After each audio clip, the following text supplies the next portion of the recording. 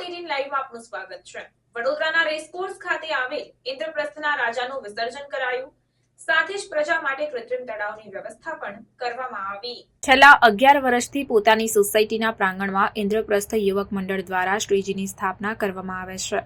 સમગ્ર સોસાયટી હળી મળીને શ્રીજીને ઉત્સાહભેર ઉજવણી કરે છે અને 10 દિવસના આતિથ્ય માણ્યા બાદ ઇન્દ્રપ્રસ્થ યુવક મંડળના ઇન્દ્રપ્રસ્થના રાજા ઉત્સાહભેર ઉજવણી સાથે તેઓનું વિસર્જન કરવામાં આવ્યું, જેમાં સોસાયટીના મોટી સંખ્યામાં લોકો ઉપસ્થિત રહ્યા અને ગણપતિ બાપ્પા મોર્યા, ઉર્જા વર્ષી લવકરિયા ના જયઘોષ સાથે બાપ્પાને આખરી વિદાય આપી હતી। પોતાની આગવી ઓળખ ધરાવતું એવું ઇન્દ્રપ્રસ્થ યુવક મંડળ દ્વારા છેલ્લા 9 વર્ષથી કૃત્રિમ તળાવની સ્થાપના કરાઈ છે, જેમાં વડોદરાના અને કોઈ વિસ્તારોમાં પોતાના નિવાસ સ્થાને શ્રીજીની સ્થાપના કરતા લોકો માટે અનોખી રીતે આ કુંડમાં વિસર્જન કરવાની સહુલિયત પૂરી પાડે છે। વિસ્તારના તેમજ વડોદરાના અનેક લોકો આ કૃત્રિમ તળાવમાં શ્રીજીની ઘરે સ્થાપિત કરેલ પ્રતિમાનું વિસર્જન કરવામાં આવતું હોય છે, ત્યારે ઇન્દ્રપ્રસ્થ યુવક મંડળ દ્વારા તે લોકો માટે અલાયદી વ્યવસ્થા પણ પૂરી પાડવામાં આવે છે।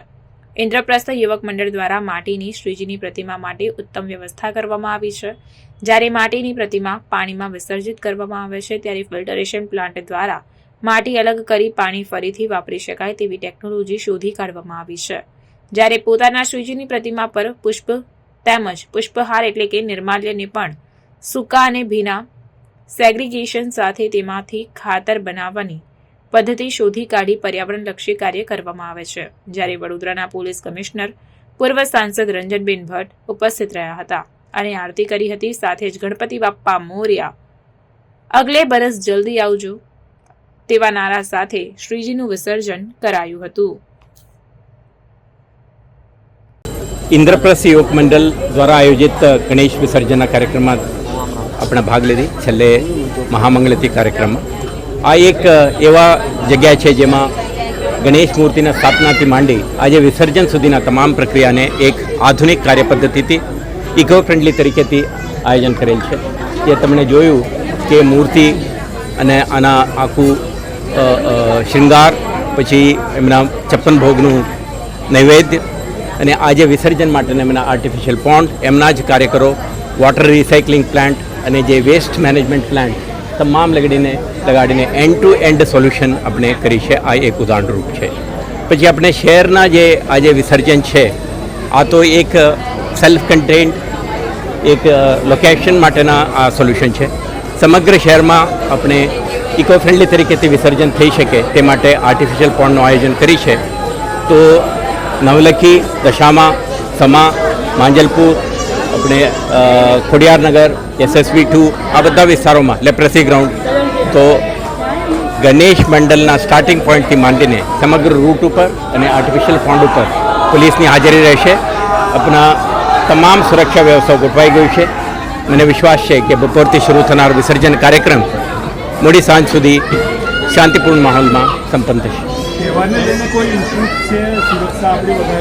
જે કંઈ આપણા ઇનપુટ છે, શહેરમાં શાંતિ સુવ્યવસ્થાની જાળવણી માટે જે કંઈ પગલાઓ ભરવાની છે, આ તમામ પગલાઓ શહેર પોલીસ દ્વારા ભરવામાં આવી રહ્યું છે અને કોઈ પણ પ્રકારની criminal, anti social elements, disruptive element આપણા હેતુ પાર પાડી ના શકે તે માટેના પોલીસ વિભાગની તમામ તૈયારીઓ છે।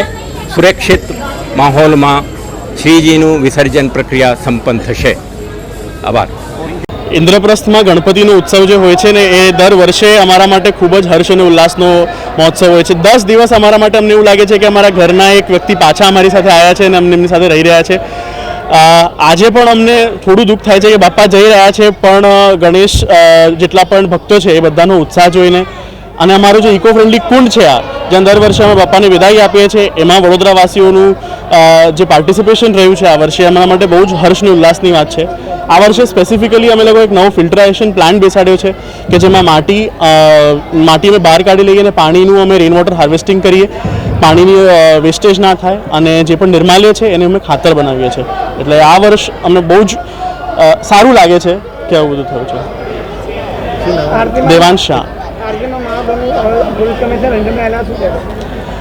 આ ઇન્દ્રપ્રસ્થ યુવક મંડળની તમે ખાસિયત કહો કે બાપાના આશીર્વાદ કહો કે દર વર્ષે વડોદરાના કમિશનર સાહેબ અહીંયા આવીને બાપાના આશીર્વાદ લે છે અને પછી જ અમે બાપાને વિદાય આપીએ છીએ અને આ વર્ષે એ પ્રથા ચાલતી હોય એમ જ આપણા વડોદરાના કમિશનર નરસિમ્હા સર અહીંયા આવ્યા, એમને દર્શન લીધા, બાપાના આશીર્વાદ લીધા અને અમે બાપાને વિદાય આપી. ગત વર્ષ કરતાં આ વર્ષે કેટલા ગણેશજીનું વિસર્જન થવાનું છે આગળ? આ વર્ષે અમને એવી અપેક્ષા છે કે ઓછામાં ઓછા 4,000 થી 4,500 ગણપતિજીનું અહીંયા વિસર્જન થશે. ઇન્દ્રપ્રસ્થ યુવક મંડળ એ સામાજિક હોય કે ધાર્મિક એની એક અલગ રીતે ઉજવણી કરતું હોય છે. છેલ્લા 10 દિવસથી ગણપતિ દાદા અમારું આતિથ્ય માની રહ્યા છે. છેલ્લા 5 વર્ષથી અમે એક સ્પેશિયલ ડિઝાઇન કરી અને જર્મનીથી એક કુંડ તૈયાર કર્યો છે, જેમાં માટીની મૂર્તિ વિસર્જિત થાય છે. લગભગ વડોદરાની 2500 થી 3000 મૂર્તિઓ આ કુંડમાં વિસર્જિત થાય છે. આજે વિસર્જિત કરવા આવેલા ભક્તો માટે પણ અમે અહીંયા જમવાની વ્યવસ્થા પણ કરેલી છે. તેમાં જે ફૂલ અને પૂજાપો હોય છે એને રિસાયકલ કરી એનું ખાતર બનાવીએ છીએ અને આ વર્ષે એક વોટર ટ્રીટમેન્ટ પ્લાન્ટ પણ અમે અહીંયા પ્રસ્થાપિત કર્યો છે, જેનાથી આ પાણી રિસર્ક્યુલેશન થશે અને માટી અલગ થઈ જશે, એટલે ઝીરો એન્વાયરમેન્ટમાં મૂર્તિ વિસર્જિત થશે. આપણા બરોડાના કમિશનર સાહેબ 2 દિવસ પહેલાં અહીંયા વિઝિટ માટે આવ્યા હતા અને આ બહુ પ્રભાવિત થઈ ગયા અને આજે એ પણ અમારી સાથે આરતીમાં સામેલ થયા છે, એનો અમને ખૂબ જ આનંદ છે. આપના માધ્યમ દ્વારા વડોદરાવાસીઓને વિનંતી કરું કે બને ત્યાં સુધી માટીની મૂર્તિ પ્રસ્થાપિત કરે, એની પૂજા કરે અને આવા કુંડમાં વિસર્જિત કરે, જેથી જે એન્વાયરમેન્ટનો આજે દેશ અને દુનિયાનો પ્રોબ્લેમ છે એ દૂર થઈ શકે.